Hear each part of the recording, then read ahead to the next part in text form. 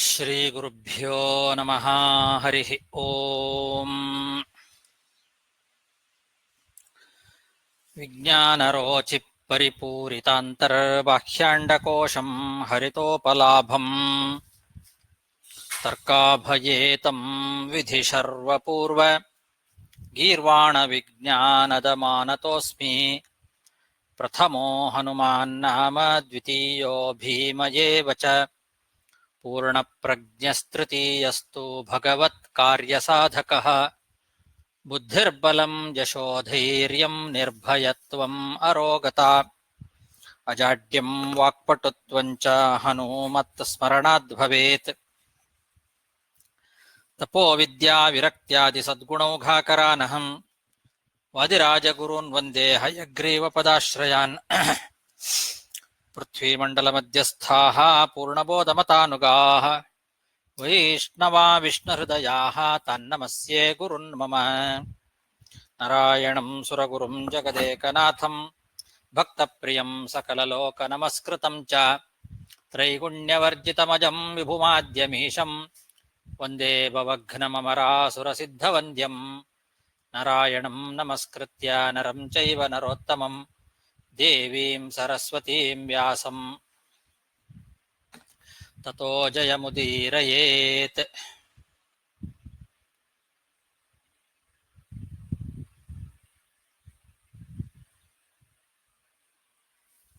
ನಾರಾಯಣಾಯ ಪರಿಪೂರ್ಣಗುಣಾರ್ಣವಾಯ ವಿಶ್ವೋದಯಸ್ಥಿತಿಲಯೋನ್ನಿಯತಿಪ್ರದಾಯ ಜ್ಞಾನಪ್ರದಾಯ ವಿಬುಧಾಸುರಸೌಖ್ಯದುಃಖಸತ್ಕಾರಣಾಯ ವಿತತಾಯ ನಮೋ ನಮಸ್ತೆ. ಶ್ರೀಗುರುಭ್ಯೋ ನಮಃ.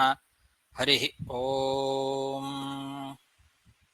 ಶ್ರೀಮನ್ಮಹಾಭಾರತದ ಆದಿಪರ್ವದಲ್ಲಿ 55ನೇ ಅಧ್ಯಾಯದಲ್ಲಿ ಇವತ್ತು 20ನೇ ಶ್ಲೋಕ. ಭ್ರೂಣಹತ್ಯಾ ಕೃತಂ ಪಾಪಂ ತಥಾ ಜಹ್ಯಾನ್ನ ಸಂಶಯಃ. ಇತಿಹಾಸಮಿಮಂ ಶ್ರುತ್ವಾ ಪುರುಷೋಪಿ ಸುದಾರುಣಃ.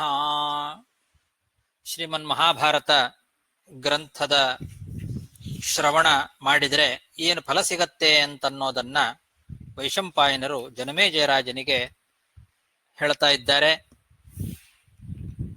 ಭ್ರೂಣಹತ್ಯಾ ಕೃತಂ ಪಾಪಂ,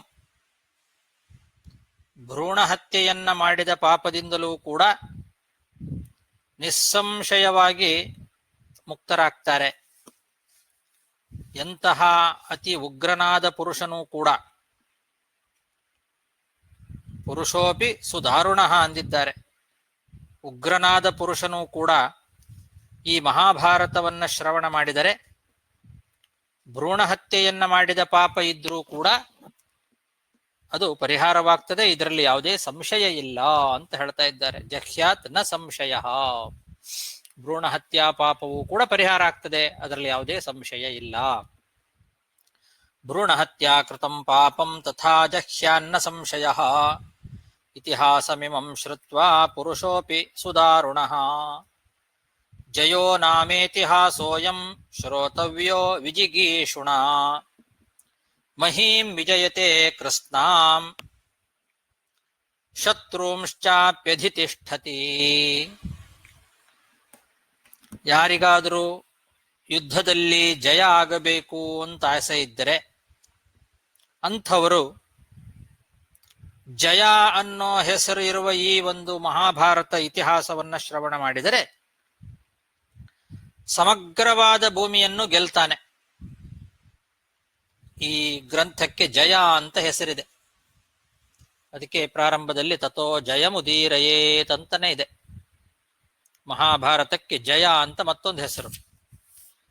ಆದ್ರಿಂದ ಜಯ ಅನ್ನೋ ಹೆಸರು ಇರುವಂತಹ ಈ ಮಹಾಭಾರತವನ್ನ ಶ್ರವಣ ಮಾಡಿದರೆ ಯಾರಿಗೆ ಯುದ್ಧದಲ್ಲಿ ಜಯ ಸಿಗಬೇಕು ಅಂತ ಅಪೇಕ್ಷೆ ಇದೆಯೋ ಅಂಥವರು ಕೂಡ ಜಯವನ್ನ ಸಂಪಾದನೆ ಮಾಡಬಹುದು. ಶತ್ರುಗಳನ್ನೆಲ್ಲ ಮೆಟ್ಟಿ ನಿಂತು ಯುದ್ಧದಲ್ಲಿ ವಿಜಯವನ್ನ ಖಂಡಿತವಾಗಿಯೂ ಸಂಪಾದನೆ ಮಾಡಬಹುದು ಈ ಒಂದು ಮಹಾಭಾರತವನ್ನ ಶ್ರವಣ ಮಾಡಿದರೆ. ಜಯೋ ನಾಮೇತಿಹಾಸೋಯಂ ಶ್ರೋತವ್ಯೋ ವಿಜಿಗೀಷುಣಾ. ಮಹೀಂ ವಿಜಯತೆ ಕೃಷ್ಣಾಂ ಶತ್ರುಂಶ್ಚಾಪ್ಯಧಿತಿಷ್ಠತಿ. ಇದಂ ಪುಂಸವನಂ ಚೈವ ಇದಂ ಸ್ವಸ್ತ್ಯಯನಂ ಮಹತ್ ಮಹರ್ಷಿ ಯುವರಾಜಾಭ್ಯಾಂ ಶ್ರೋತವ್ಯಂ ಸ್ಯಾತ್ ಪುನಃ ಪುನಃ. ಈ ಒಂದು ಮಹಾಭಾರತದ ಶ್ರವಣ ಅಂತನ್ನೋದು ಗಂಡು ಸಂತತಿಯನ್ನ ತಂದು ಕೊಡ್ತದೆ ಅಂತ ಹೇಳ್ತಾ ಇದ್ದಾರೆ. ಪುಂಸವನಂ, ಪುಂಸವನ ಅಂತಂದ್ರೆ ಯಾರಿಗೆ ಗಂಡು ಮಕ್ಕಳು ಆಗಬೇಕು ಅಂತ ಅಪೇಕ್ಷೆ ಇದೆಯೋ ಅಂಥವರಿಗೆ ಈ ಮಹಾಭಾರತದ ಶ್ರವಣವನ್ನ ಮಾಡೋದ್ರಿಂದ ಪುತ್ರ ಸಂತತಿ ಉಂಟಾಗ್ತದೆ. ಮತ್ತೆ ಇದು ಸ್ವಸ್ಥೆಯನಂ ಮಹತ್, ಅತ್ಯಂತ ಪರಮ ಮಂಗಳಕರವಾದದ್ದು, ಸ್ವಸ್ತಿಯನ್ನ ಉಂಟು ಮಾಡಿಕೊಡ್ತದೆ.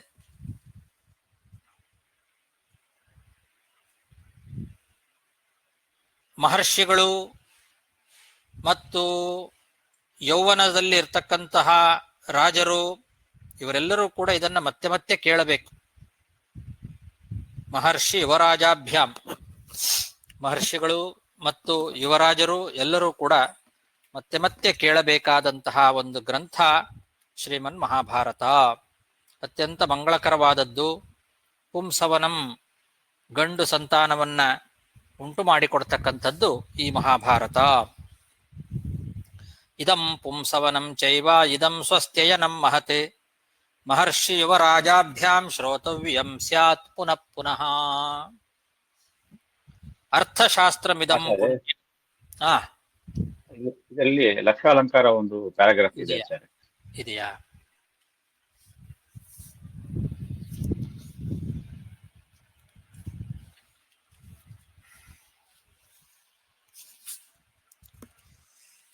ಇದಂ ಪುಂಸವನಂ ಚೈವ ಅಂತಿದೆ ಅಲ್ವಾ? ಇದಂ ಪುಂಸವನಂ ಚೈವ ಇತ್ಯತ್ರ ಪುಂಸಾಂ ಪುಮಪತ್ಯಾನಾಂ ಸವನಂ ಪ್ರಸೂತಿಃ ಯಸ್ಯ ಶ್ರವಣಾತ್ ತತ್ ಪುಂಸವನಂ ಇತ್ಯರ್ಥಃ. ಪುಂ ಸವನಂ, ಪುಂ ಅಂದ್ರೆ ಪುಂಸಾಂ ಗಂಡು ಮಕ್ಕಳು, ಪುಂ ಅಪತ್ಯಾನಾಂ ಸವನಂ ಗಂಡು ಮಕ್ಕಳ ಸವನ ಅಂದ್ರೆ ಪ್ರಸೂತಿ. ಅದು ಯಾರಿಗೆ ಅಪೇಕ್ಷೆ ಇದೆಯೋ ಅಂಥವರು ಈ ಶ್ರವಣ ಮಾಡೋದ್ರಿಂದ ಅವರಿಗೆ ಪುಂಸವನ ಆಗ್ತದೆ, ಗಂಡು ಜನನ ಆಗ್ತದೆ ಅಂತ ಅರ್ಥ. ಇನ್ನು ಮಹರ್ಷಿ ಯುವರಾಜಾಭ್ಯಾಮ್ ಅನ್ನೋ ಶಬ್ದಕ್ಕೆ ಅರ್ಥವನ್ನು ಬರಿತಾ ಯುವಾಚಾಸೌ ರಾಜಾಚ ಯುವರಾಜ. ಯುವಾಚಾಸೌ ರಾಜ ಅಂದ್ರೆ ಯೌವನದಲ್ಲಿ ಇರುವಂತಹ ರಾಜರು ಅಂತ ಅರ್ಥ. ಅನೇನ ಇದರಿಂದ ಏನ್ ಹೇಳ್ದಂಗಾಯ್ತು ಅಂದ್ರೆ ಯೌವನ ವಯಸ್ಸೇವ ಭಾರತ ಶ್ರವಣಂ ಕರ್ತವ್ಯಂ. ಯೌವನದ ವಯಸ್ಸಿನಲ್ಲಿರುವಾಗಲೇ ಮಹಾಭಾರತವನ್ನ ಕೇಳಬೇಕು, ಮುದುಕರಾದ ಮೇಲೆ ಮಹಾಭಾರತ ಕೇಳಬೇಕು ಅಂತ ಕೆಲವರು ತಿಳ್ಕೊಂಡಿದ್ದಾರೆ. ವಯಸ್ಸಾದ ಮೇಲೆ, ರಿಟೈರ್ಡ್ ಆದ್ಮೇಲೆ ಮಹಾಭಾರತ, ರಾಮಾಯಣ, ಭಾಗವತ ಇದೆಲ್ಲ ರಿಟೈರ್ಡ್ ಆದ್ಮೇಲೆ ವಯಸ್ಸಾದ್ಮೇಲೆ ಕೇಳುವಂಥದ್ದು ಅಂತ ತುಂಬಾ ಜನರಿಗೆ ಭ್ರಮೆ ಇದೆ. ಅದಕ್ಕೆ ವಾದರಾಜ ಸ್ವಾಮಿಗಳು ಬೇಕಂತಲೇ ಅದನ್ನ ವ್ಯಾಖ್ಯಾನ ಮಾಡಿ ಹೇಳ್ತಾ ಇದ್ದಾರೆ. ಯೌವನ ವಯಸ್ಸೇವ ಭಾರತ ಶ್ರವಣಂ ಕರ್ತವ್ಯಂ. ಯೌವನದ ವಯಸ್ಸಿನಲ್ಲೇ ಮಹಾಭಾರತವನ್ನ ಕೇಳಬೇಕು. ನತು ಅರ್ಧಕ್ಕೆ ಬದಿರ ಅಂಧತಾ ದಶಾಯಾಮಿತಿ ಸೂಚಯತಿ. ವಯಸ್ಸಾಯ್ತು ಅಂದ್ರೆ ಕಿವಿ ಕೇಳೋದಿಲ್ಲ, ಕಣ್ ಕಾಣಿಸೋದಿಲ್ಲ, ಆ ವಯಸ್ಸಿನಲ್ಲಿ ಮಹಾಭಾರತವನ್ನು ಕೇಳೋದಲ್ಲ. ಯೌವನ ವಯಸ್ಸೇವ ಭಾರತ ಶ್ರವಣಂ ಕರ್ತವ್ಯಂ, ಯೌವನದ ವಯಸ್ಸಿನಲ್ಲೇ ಕೇಳಬೇಕು ಅನ್ನೋದನ್ನ ಯುವ ರಾಜಾಭ್ಯಾಮ್ ಅನ್ನೋ ಶಬ್ದದಿಂದ ಮಹಾಭಾರತ ಸೂಚನೆ ಮಾಡ್ತಾ ಇದೆ ಅಂತ ಬರೀತಾರೆ ವಾದರಾಜರು. ಜ್ಞಾನಿನಾಂ ಮೋಕ್ಷಾಯ ರಾಜ್ಯಾರ್ಥಿನಾಂ ರಾಜ್ಯಾಯ ಚ ಶ್ರಾವ್ಯಂ ಇತಿ ಸೂಚಯತಿ. ಜ್ಞಾನಿನಾಂ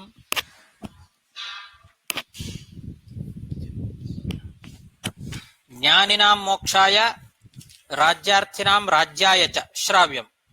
ಜ್ಞಾನಿಗಳು ಮೋಕ್ಷಕ್ಕೋಸ್ಕರ ಶ್ರವಣ ಮಾಡಬೇಕು. ಜ್ಞಾನಿಗಳು ಜ್ಞಾನ ಬೇಕು, ಮೋಕ್ಷ ಬೇಕು ಅನ್ನೋದಕ್ಕೋಸ್ಕರ ಇದನ್ನ ಶ್ರವಣ ಮಾಡಬೇಕು. ರಾಜ್ಯಕ್ಕೋಸ್ಕರ ರಾಜ್ಯಾರ್ಥಿಗಳು ಶ್ರವಣ ಮಾಡಬೇಕು. ಯಾರು ಕ್ಷತ್ರಿಯರಿದ್ದಾರೋ ಅವರು ತಮ್ಮ ರಾಜ್ಯಕ್ಕೋಸ್ಕರ ಇದನ್ನ ಶ್ರವಣ ಮಾಡಬೇಕು. ಹೀಗೆ ಮಹರ್ಷಿ ಯುವ ರಾಜಾಭ್ಯಾಮ್ ಅನ್ನೋ ಶಬ್ದದಿಂದ ಗೊತ್ತಾಗ್ತದೆ. ರಾಜ್ಯಸ್ಥೇನ ಜನಮೇಜಯೇನ ಶ್ರುತತ್ವಾತ್ ಯಸ್ತು ರಾಜ ಶೃಣೋತೀದಂ ಇತಿ ವಕ್ಷಮಾಣ ವಚನ ವಿರೋಧಾಚ್ಚ ಶ್ವಸ್ತನೋ ರಾಜ ಯುವರಾಜ ಇತಿ ನಾತ್ರ ಗ್ರಾಹ್ಯಂ ತದಾ ಯೌವನ ವಯಸ್ಸೇವ.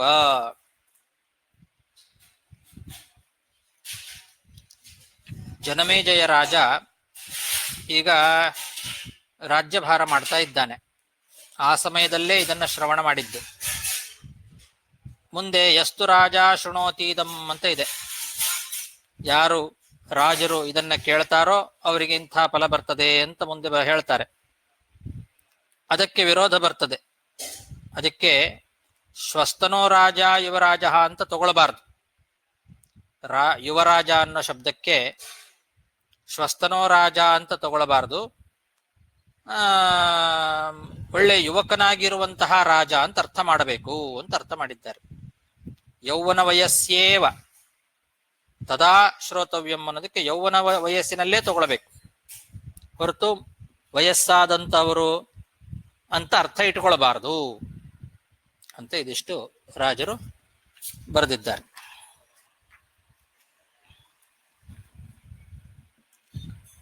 ಹಿಂದೆ 19ನೇ ಶ್ಲೋಕದಲ್ಲಿ ಕಾರ್ಷ್ಣಂ ವೇದಮಿಮಂ ವಿದ್ವಾನ್ ಶ್ರಾವಯಿತ್ವಾರ್ಥಂ ಅಶ್ನುತೆ ಅನ್ನೋದಕ್ಕೂ ಕೂಡ ವ್ಯಾಖ್ಯಾನ ಮಾಡ್ತಾ ವಾದಿರಾಜರು ಕಾರ್ಷ್ಣಂ ವೇದಂ ಇಮಂ ಇತ್ಯತ್ರ ಕಾರ್ಷ್ಣಂ ಅಂದ್ರೆ ಕೃಷ್ಣಸ್ಯ ವೇದವ್ಯಾಸಸ್ಯ ಸಂಬಂಧಿ ಕಾರ್ಷ್ಣ ಅಂತ ಬರೀತಾರೆ.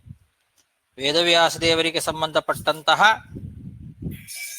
ಒಂದು ವೇದ ಇದು, 5ನೇ ವೇದ. ಕಾರ್ಷ್ಣಂ ವೇದಂ ಕೃಷ್ಣನಿಂದ ರಚಿತವಾದ, ಕೃಷ್ಣ ಅಂದ್ರೆ ವೇದವ್ಯಾಸ ದೇವರು, ಅಂತಹ ವಾಸಿಷ್ಠ ಕೃಷ್ಣನಿಂದ ರಚಿತವಾದಂತಹ ವೇದ 5ನೇ ವೇದ. ಪಂಚಮೋ ವೇದಾನಾಂ ವೇದ ಅಂತ. ಅರ್ಥಶಾಸ್ತ್ರಮಿದಂ ಶ್ವಸ್ತನ ರಾಜ ಅಂದ್ರೆ ಏನಂತ? ಅಂದ್ರೆ ಮುಂದೆ ಆಗುವ ರಾಜ. ಯುವರಾಜ ಅಂತಂದ್ರೆ ನಾಳೆ ರಾಜನಾಗ್ತಾನೆ. ಈಗ ಅವನು ಯುವರಾಜ, ಮುಂದೆ ರಾಜ ಆಗ್ತಾನಲ್ಲ.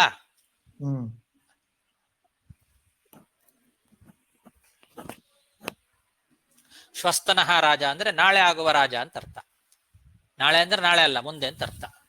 ಸರಿ. ಶ್ವ ಅನ್ನೋ ಶಬ್ದಕ್ಕೆ ನಾಳೆ ಅಂತ ಅರ್ಥ. ಶ್ವಸ್ತನಃ ರಾಜ ಅಂದ್ರೆ ಮುಂದೆ ಆಗುವ ರಾಜ. ನಾಳೆ ನೀ ರಾಜ ಆಗ್ತಿದಿ ಅಂತಾರಲ್ಲ, ನಾಳೆ ನೀನು ಮದುವೆ ಮಾಡ್ಕೊಳ್ತಿದಿ ಅವಾಗ ಗೊತ್ತಾಗತ್ತೆ ನಿನಗೆ ಅಂತ ಮಕ್ಕಳಿಗೆ ಹೇಳ್ತಾರಲ್ಲ. ನಾಳೆ ಅಂದ್ರೆ ಏನರ್ಥ? ಮುಂದೆ ಅಂತ ಅರ್ಥ. ಈಗ ಇವನು ರಾಜ, ಮುಂದೆ ರಾಜ ಆಗೋರ್ನ ಯುವರಾಜ ಅಂತ ಕರೀತಾರೆ. ಆದ್ರಿಂದ ಶ್ವಸ್ತನೋ ರಾಜ, ಮುಂದೆ ರಾಜನಾಗೋರನ್ನ ಯುವರಾಜ ಅಂತ. ಸಾಧಾರಣವಾಗಿ ಯುವರಾಜ ಅಂದ್ಕೊಳ್ಳಿ ಅದೇ ಅರ್ಥ ಬರ್ತದಲ್ವಾ, ಮುಂದೆ ರಾಜ ಆಗೋನು ಅನ್ನೋ ಅರ್ಥ. ಅಷ್ಟೇ ಅರ್ಥ ಇಟ್ಕೊಳ್ಬೇಡ್ರಿ ಇದಕ್ಕೆ.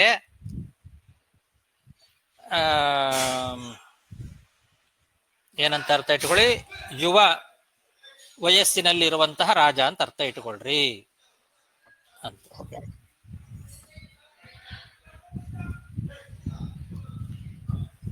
ಅರ್ಥಶಾಸ್ತ್ರಮಿದಂ ಪುಣ್ಯಂ ಧರ್ಮಶಾಸ್ತ್ರಮಿದಂ ಮಹತ್ ಮೋಕ್ಷಶಾಸ್ತ್ರಮಿದಂ ಪ್ರೋಕ್ತಂ ವ್ಯಾಸೇನಾಮಿತ ತೇಜಸ. ವೇದವ್ಯಾಸದೇವರು ಹೇಳಿರ್ತಕ್ಕಂತಹ ಈ ಮಹಾಭಾರತ ಅತ್ಯಂತ ಪುಣ್ಯಕರವಾದಂತಹ ಅರ್ಥಶಾಸ್ತ್ರ. ಇದು ಮಹತ್ವದಿಂದ ಕೂಡಿರ್ತಕ್ಕಂತಹ ಧರ್ಮಶಾಸ್ತ್ರ, ಇದು ಮೋಕ್ಷಶಾಸ್ತ್ರ. ಹೀಗೆ ಅರ್ಥಶಾಸ್ತ್ರ ಮತ್ತು ಧರ್ಮಶಾಸ್ತ್ರ ಮತ್ತು ಮೋಕ್ಷಶಾಸ್ತ್ರ ಇದು.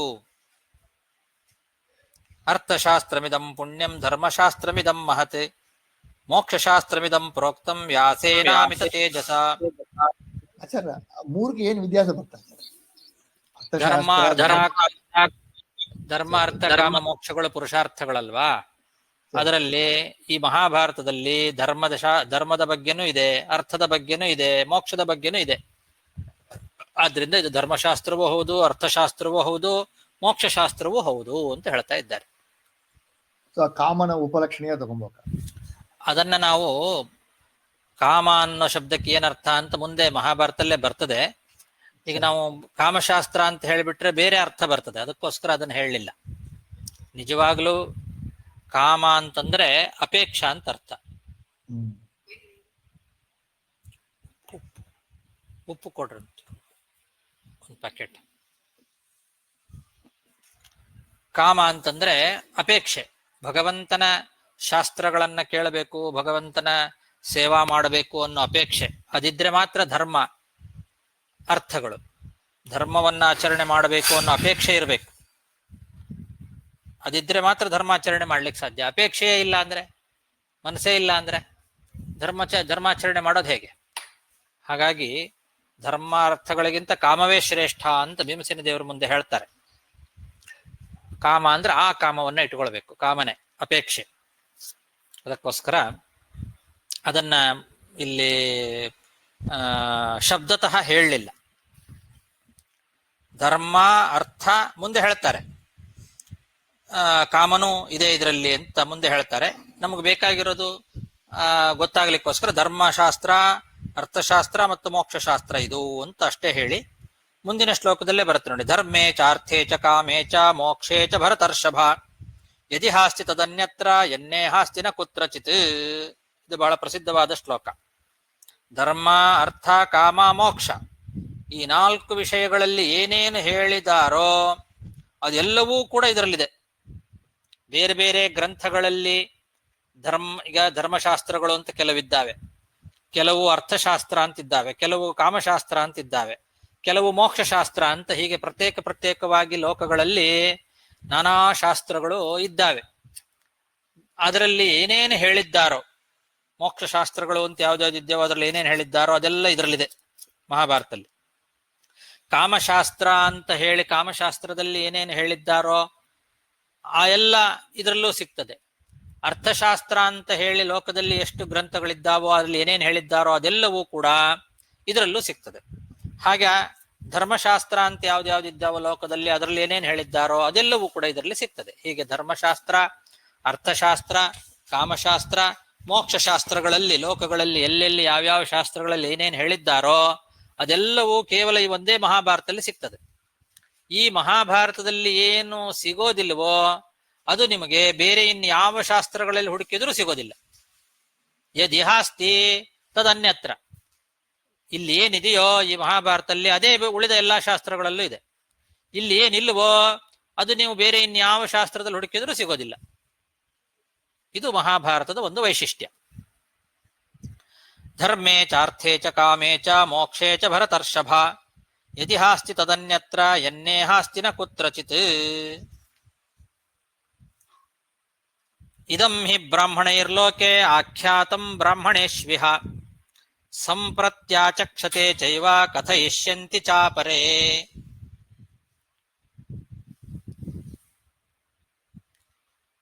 ಬ್ರಾಹ್ಮಣರಿಗೋಸ್ಕರ ಬ್ರಾಹ್ಮಣರು ಹೇಳಿರ್ತಕ್ಕಂತಹ ಈ ಮಹಾಭಾರತವನ್ನ ಇವತ್ತಿಗೂ ಕೂಡ ಕೆಲವರು ಪ್ರವಚನ ಮಾಡ್ತಾ ಇದ್ದಾರೆ.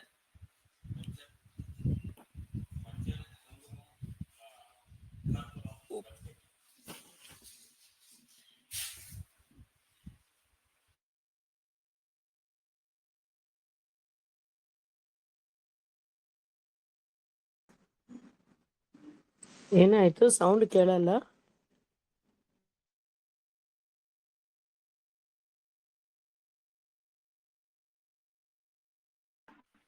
ಒಂದ್ ನಿಮಿಷ ಬಂದೆ, ಒಂದ್ ನಿಮಿಷ.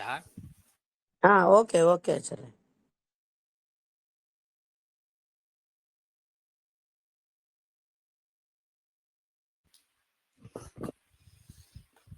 ಹಾ, ಬ್ರಾಹ್ಮಣರು ಇವತ್ತಿಗೂ ಕೂಡ ಇದನ್ನ ಪ್ರವಚನ ಮಾಡ್ತಾ ಇದ್ದಾರೆ. ಇನ್ನು ಮುಂದೆಯೂ ಕೂಡ ಇದನ್ನ ಕಥಾರೂಪದಲ್ಲಿ ಬ್ರಾಹ್ಮಣರು ಪ್ರವಚನ ಮಾಡ್ತಾರೆ. ಬ್ರಾಹ್ಮಣರಿಗೋಸ್ಕರ ಬ್ರಾಹ್ಮಣರು ಹೇಳಿರ್ತಕ್ಕಂತಹ ಗ್ರಂಥ. ಆದ್ರಿಂದ ಬ್ರಾಹ್ಮಣರು ಇವತ್ತಿಗೂ ಕೂಡ ಸಭೆಗಳಲ್ಲಿ ಇದನ್ನ ಪ್ರವಚನ ಮಾಡ್ತಾರೆ, ಮುಂದೆನೂ ಪ್ರವಚನ ಮಾಡ್ತಾರೆ. ಇದಂ ಹಿ ಬ್ರಾಹ್ಮಣೈರ್ಲೋಕೆ ಆಖ್ಯಾತಂ ಬ್ರಾಹ್ಮಣೇಶ್ವಿಹ ಸಂಪ್ರತ್ಯಾಚಕ್ಷತೆ ಚೈವ ಕಥಯಿಷ್ಯಂತಿ ಚಾಪರೇ. ಪುತ್ರಾ ಶುಶ್ರೂಷವಃ ಸಂತಿ ಪ್ರೇಷ್ಯಾಶ್ಚ ಪ್ರಿಯವಾದಿನಃ ಭಾರತಾನಾಂ ಮಹಜ್ಜನ್ಮ ಶೃಣ್ವತೋ ಹ್ಯನಸೂಯಯಾ.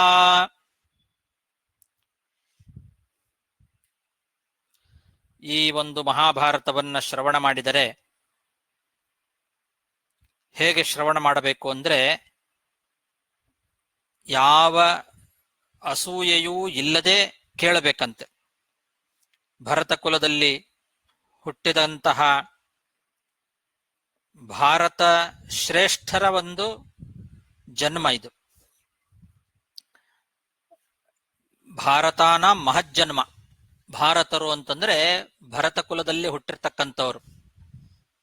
ಆ ಭರತ ಕುಲದಲ್ಲಿ ಹುಟ್ಟಿರ್ತಕ್ಕಂತಹ ಶ್ರೇಷ್ಠ ವ್ಯಕ್ತಿಗಳ, ಉತ್ತಮ ವ್ಯಕ್ತಿಗಳ ಜನ್ಮವನ್ನ ಅಸೂಯೆ ಇಲ್ಲದೆ ಕೇಳಬೇಕು. ಹೊಟ್ಟೆ ಕಿಚ್ಚಿಲ್ಲದೆ, ಯಾರ ಬಗ್ಗೆಯೂ ದ್ವೇಷ ಇಲ್ಲದೆ, ಅಸೂಯೆ ಇಲ್ಲದೆ, ಭಕ್ತಿಯಿಂದ ಶ್ರದ್ಧೆಯಿಂದ ಯಾರು ಇದನ್ನ ಕೇಳ್ತಾರೋ ಅಂಥವರಿಗೆ ಒಳ್ಳೆ ಮಕ್ಕಳು ಹುಟ್ಟುತ್ತಾರಂತೆ. ಗಂಡು ಮಕ್ಕಳು ಹೇಳಿದ ಮಾತನ್ನ ಕೇಳುವಂತಹ ಮಕ್ಕಳು, ಸೇವೆಯನ್ನ ಮಾಡುವ ಮಕ್ಕಳು ಹುಟ್ಟುತ್ತಾರೆ. ಯಾವಾಗಲೂ ಒಳ್ಳೊಳ್ಳೆ ಮಾತುಗಳನ್ನೇ ಆಡುವ ಸೇವಕರು ನಮಗೆ ಸಿಗ್ತಾರಂತೆ. ಪ್ರೇಷ್ಯಾಶ್ಚ ಪ್ರಿಯವಾದಿನಃ ಪುತ್ರಾಹ ಶುಶ್ರೂಷವಃ ಅಂತ. ನಮ್ಮ ಮಾತನ್ನ ಕೇಳುವ, ನಮ್ಮ ಸೇವೆಯನ್ನ ಮಾಡುವ ಗಂಡು ಮಕ್ಕಳು ನಮ್ಮ ಕುಲದಲ್ಲಿ ಹುಟ್ಟುತ್ತಾರೆ. ಮತ್ತು ನಮಗೆ ಸಿಗುವ ಸೇವಕರು ನಮ್ಮ ಮಾತನ್ನ ಕೇಳ್ತಾರೆ. ನಮಗೆ ಯಾವತ್ತೂ ಅತ್ಯಂತ ಪ್ರಿಯವಾದ ಮಾತನ್ನ ಆಡ್ತಕ್ಕಂತಹ ಸೇವಕರು ಸಿಗ್ತಾರೆ. ಇದನ್ನ ಅಸೂಯೆ ಇಲ್ಲದೆ ಯಾರು ಕೇಳ್ತಾರೋ ಅಂಥವರಿಗೆ ಅಂತ ಹೇಳ್ತಾ ಇದ್ದಾರೆ. ಪುತ್ರ ಶುಶ್ರೂಷವಸ್ಸಂತಿ ಪ್ರೇಷ್ಯಾಶ್ಚ ಪ್ರಿಯವಾದಿನಃ ಭಾರತಾನಾಂ ಮಹಜ್ಜನ್ಮ ಶೃಣ್ವತೋ ಹ್ಯನಸೂಯಯ ಧನ್ಯಂ ಯಶಸ್ಯಮಾಯುಷ್ಯಂ ಸ್ವರ್ಗ್ಯಂ ಪುಣ್ಯಂ ತಥೈವ ಚ ಶರೀರೇಣ ಕೃತಂ ಪಾಪಂ ವಾಚಾ ಚ ಮನಸೈವ ಚ ಸರ್ವಂ ತ್ಯಜತಿ ಚ ಕ್ಷಿಪ್ರಂ ಏತತ್ ಶೃಣ್ವನ್ನರಃ ಸದಾ. ಈ ಮಹಾಭಾರತದ ಶ್ರವಣ ಅಂತನ್ನೋದು ಹಣವನ್ನ ತಂದು ಕೊಡ್ತದೆ. ಯಾರಿಗೆ ಧನ ಬೇಕು ಅಂತ ಅಪೇಕ್ಷೆ ಇದೆಯೋ ಅವರಿಗೆ ಹಣವನ್ನ ತಂದು ಕೊಡ್ತಕ್ಕಂಥದ್ದು. ಯಾರಿಗೆ ಕೀರ್ತಿಯ ಅಪೇಕ್ಷೆ ಇದೆಯೋ ಅಂಥವರಿಗೆ ಉತ್ತಮವಾದ ಕೀರ್ತಿಯನ್ನೂ ತಂದು ಕೊಡ್ತದೆ. ಯಾರಿಗೆ ಆಯುಷ್ಯದ ಅಪೇಕ್ಷೆ ಇದೆಯೋ ಅವರಿಗೆ ಉತ್ತಮವಾದ ಆಯುಷ್ಯವನ್ನೂ ತಂದು ಕೊಡ್ತದೆ. ಯಾರಿಗೆ ಪುಣ್ಯ ಬೇಕು ಅಂತ ಅಪೇಕ್ಷೆ ಇದೆಯೋ ಅವರಿಗೆ ಉತ್ತಮವಾದ ಪುಣ್ಯವನ್ನೂ ತಂದು ಕೊಡ್ತದೆ.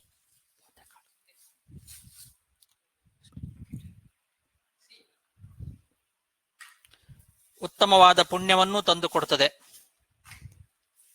ಮತ್ತೆ ಇದನ್ನ ಶ್ರವಣ ಮಾಡೋದ್ರಿಂದ ಮನುಷ್ಯರು ತಮ್ಮ ಶರೀರದಿಂದ, ಮಾತಿನಿಂದ ಮತ್ತು ಮನಸ್ಸಿನಿಂದ ಮಾಡಿದ ಎಲ್ಲ ಪಾಪಗಳು ಕೂಡ ಕೂಡಲೇ ನಾಶವನ್ನು ಹೊಂದುತ್ತವೆ.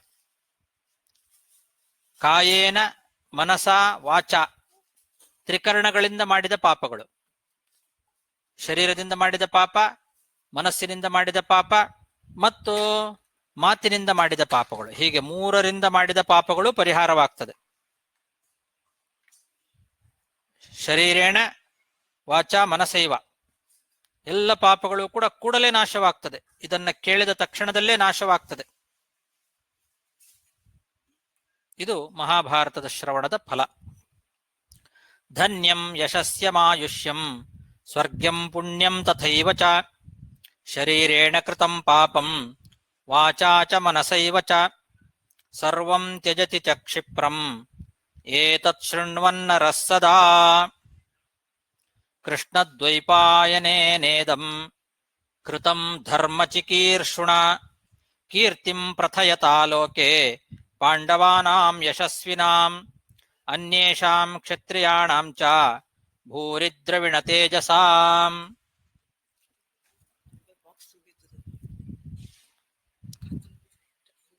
ಎರಡೆರಡು ಕೊಟ್ಬಿಟ್ರೆ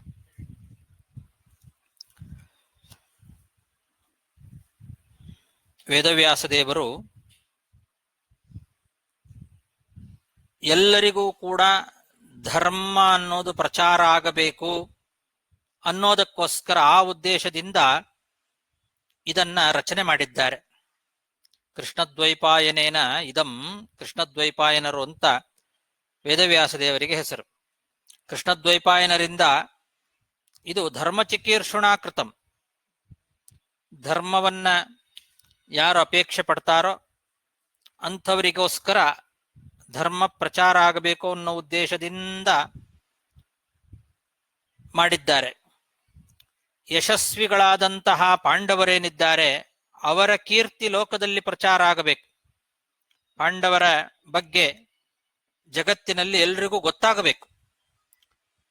ಮಹಾ ಯಶಸ್ವಿಗಳಾದಂತಹ ಪಾಂಡವರ ಕೀರ್ತಿ ಏನು ಅನ್ನೋದು ಜಗತ್ತಿನಲ್ಲಿ ಹರಡಬೇಕು. ಅದಕ್ಕೋಸ್ಕರನೂ ಕೂಡ ಈ ಗ್ರಂಥವನ್ನು ರಚನೆ ಮಾಡಿದ್ದಾರೆ. ಅಷ್ಟೇ ಅಲ್ಲ, ಪಾಂಡವರ ಜೊತೆಯಲ್ಲಿ ಇನ್ನೂ ಅನೇಕ ಜನ ಪರಾಕ್ರಮಿಗಳಾದಂತಹ ಬೇರೆ ಬೇರೆ ಕ್ಷತ್ರಿಯರೆಲ್ಲ ಇದ್ದಾರೆ. ಅವರೆಲ್ಲರ ಕೀರ್ತಿ, ಭೀಷ್ಮ, ದ್ರೋಣ, ಅಶ್ವತ್ಥಾಮ ಮೊದಲಾದಂತಹ ಮಹಾ ಪರಾಕ್ರಮಿಗಳ ಕೀರ್ತಿಯೂ ಕೂಡ ಜಗತ್ತಿನಲ್ಲಿ ಪ್ರಚಾರ ಆಗಬೇಕು.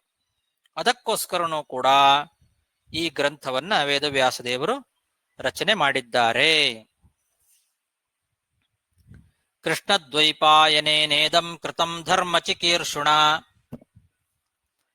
ಕೀರ್ತಿಂ ಪ್ರಥಯತಾ ಲೋಕೆ ಪಾಂಡವಾನಾಂ ಯಶಸ್ವಿನಾಂ ಅನ್ಯೇಷಾಂ ಕ್ಷತ್ರಿಯಾಣಾಂ ಚ ಭೂರಿ ದ್ರವಿಣ ತೇಜಸಾಂ. ಅಲ್ಲಿಗೆ 28 ಶ್ಲೋಕ ಆಯ್ತು, ಸಾಕು. ಶ್ರೀಕೃಷ್ಣಾರ್ಪಣಮಸ್ತು. ಒಂದು 2 ಪ್ರಶ್ನೆ ಆಚಾರ್ಯ. ಪಾಪದಲ್ಲಿ ಬಂದು ಬೃಹಣ್ಯ ಹತ್ಯ ಬಂದು ಪಾಪ ಅನ್ನೋ ಬಗ್ಗೆ ಹೇಳಿದ್ದಾರೆ, ದಂಡ್ಯ ಪಾಪ ಮಾಡ್ತಾರೆ, ಅದನ್ನ ಇಲ್ಲಿ ಮೆನ್ಷನ್ ಮಾಡಕ್ಕೆ ಏನು? ಅಂದ್ರೆ ಭ್ರೂಣ ಹತ್ಯೆ ಅನ್ನೋದು ಒಂದು ದೊಡ್ಡ ಪಾಪದಲ್ಲಿ ಒಂದು. ಮಹಾಪಾತಕಗಳು ಅಂತ ಏನಿದ್ದಾವೆ ಅದರಲ್ಲಿ ಭ್ರೂಣ ಹತ್ಯೆ ಅನ್ನೋದು ಒಂದು ದೊಡ್ಡ ಪಾಪ. ಆದ್ರಿಂದ ಅದನ್ನ ಕಂಠತಃ ಹೇಳಿದ್ದಾರೆ. ಅದರ ಜೊತೆಗೆ ಉಳಿದ ಮಹಾಪಾತಕಗಳನ್ನು ಕೂಡ ಇಟ್ಟುಕೊಳ್ಬೇಕು ಉಪಲಕ್ಷಣೆಯ. ಓಕೆ, ಪಾಪದಲ್ಲಿ ದೊಡ್ಡ ಪಾಪ ಆದ್ದರಿಂದ ಅಲ್ಲಿ ದೊಡ್ಡ ಪಾಪಗಳಲ್ಲಿ ಅದು ಒಂದು. ಓಕೆ, ಇನ್ನೊಂದು ಬಂದು ಗಂಡಸು ಹುಟ್ಟುವಕು ಅಂದ್ರೆ ಇದನ್ನ ಶ್ರವಣ ಮಾಡಬೇಕು ಅಂದ್ರೆ ನಾ ಏನ್ ಕೇಳಿಬಿಟ್ಟೆ ಅಂದ್ರೆ ಒಬ್ಬನಿಗೆ ಬಂದು ಹೆಣ್ಣು ಕೂಸು ಹುಟ್ಟುವಕು ತುಂಬಾ ಪುಣ್ಯ ಮಾಡಿರ್ಬೇಕು. ಯಾಕಂದ್ರೆ ಅವ ಬಂದು ಕನ್ಯಾದಾನ ಮಾಡ್ತಾನ, ಕನ್ಯಾದಾನ ಮಾಡಿದ್ರಿಂದ 21 ತಲೆಮಾರ ಬಂದು ಉದ್ಧಾರ ಆಗತ್ತೆ. ಪುಣ್ಯ ಮಾಡಿದಾಗ ಹೆಣ್ಣು ಕೂಸು ಹುಟ್ಟ, ಅದು ಒಂದು ಮಾತು ಕೇಳಿದ್ದೇನೆ. ಇಲ್ಲಿ ಬಂದು ಗಂಡು ಕೂಸು ಹುಟ್ಟುವಕು ಅಂದ್ರೆ ಇದನ್ನ ಶ್ರವಣ ಮಾಡ್ಬೇಕು ಅಂದ್ರೆ ಹೇಗೆ ತಗೊಂಡು? ಅಂದ್ರೆ ಪುತ್ರ ಸಂತತಿ ಮುಂದುವರಿಬೇಕು, ಒಳ್ಳೆ ಮಕ್ಕಳು ನಮಗೆ ಹುಟ್ಟಿ ನಮ್ಮ ವಂಶ ಮುಂದುವರಿಬೇಕು, ವಂಶ ಉದ್ಧಾರ ಆಗಬೇಕು ಅನ್ನೋದು ಮೊದಲನೇ ಉದ್ದೇಶ. ಆಮೇಲೆ ಹೆಣ್ಣು ಸಂತತಿಯು ಕೂಡ ನಮಗೆ ಅತ್ಯಂತ ಪುಣ್ಯವನ್ನ ತಂದು ಕೊಡ್ತದೆ, ಎಲ್ಲ ಪಿತೃಗಳ ಉದ್ಧಾರ ಆಗ್ತದೆ, ಅದು ಇದೆ. ಅದನ್ನ ಆಮೇಲೆ ಹೇಳ್ತಾರೆ, ಮುಂದೆನೂ ಹೇಳ್ತಾರೆ ಅದನ್ನು ಕೂಡ. ಅದನ್ನ ಇದರಿಂದ ಜೊತೆಗೆ ಉಪಲಕ್ಷಣೆ ಇಟ್ಕೊಳ್ಬೇಕು. ಮೊದಲು ಅದನ್ನ ಪ್ರಧಾನವಾಗಿ ಇಟ್ಟುಕೊಂಡು ಹೇಳಿದ್ದಾರೆ. ಈಗ ಹೆಣ್ಣಿಗೂ ಸುದ್ರೆ ಸಂತತಿ ಮುಂಚೆ ಹೋಗೋದಿಲ್ಲ ಅಂದ್ರೆ ವಂಶ, ನಮ್ಮ ವಂಶ ಮುಂದುವರಿಬೇಕು ಅಂತಿದ್ರೆ ಗಂಡು ಕೂಸು ಆಗ್ಲೇಬೇಕಲ್ಲ. ನಮ್ಮ ಗೋತ್ರ ಹಂಗೆ ಪ್ರವೃತ್ತ ಗೋತ್ರ ಪ್ರವೃತ್ತಿ ಆಗ್ಲಿಕ್ಕೆ. ಹೌದು. ಸೊ ಅದರಿಂದ ಏನ್ ನಮಗೆ ಅನುಕೂಲ ಅಂತ ಕೇಳ್ತಾನೆ. ನಮ್ಮ ಒಂದು ವಂಶ ಮುಂದುವರಿತದಲ್ಲ,